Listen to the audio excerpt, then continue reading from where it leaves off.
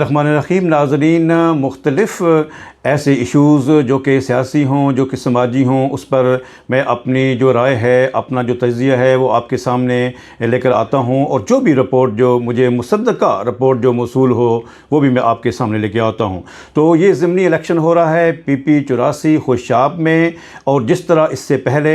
डस्का में इलेक्शन हुआ, पंजाब के मुख्तलिफ़ एरियाज़ में हुआ, इस तरह सिंध में हुआ, फिर KPK में हुआ, लेकिन ज़्यादातर इलेक्शन जो है वो मुतनाज़ा रहे। और जो भी अपोजिशन पार्टी है उनको हमेशा से एतराज़ रहा कि हुकूमत जो है वो वहाँ पे धांधली कर रही है। तो मैं इससे पहले कि मैं खुशाब के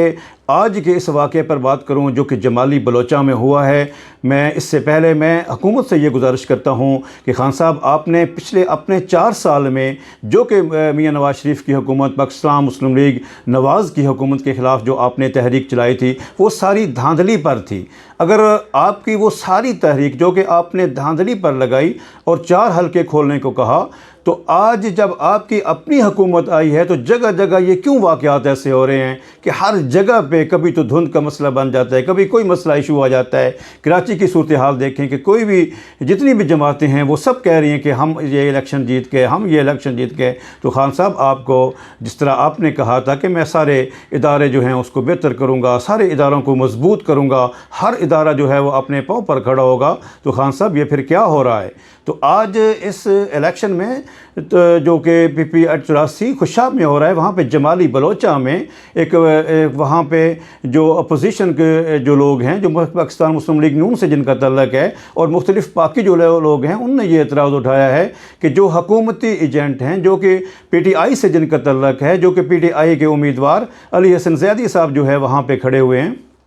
उनके जो उम्मीदवार हैं अली हसन ज़ैदी साहब, उनके जो एजेंट वहाँ पे बैठे हैं, वो हर वोटर के साथ अंदर जाते हैं और फिर अपनी पसंद की वहाँ पे मोहर लगाते हैं। तो खान साहब, ऐसा नहीं होना चाहिए। और मैंने देखा भी है कि वहाँ पे वीडियो भी ऐसी सामने आई है, और इस तरीके से वहाँ पे मौजूद जो लोग हैं उनसे भी मेरी बात हुई है। तो खान साहब, अज़रा करम,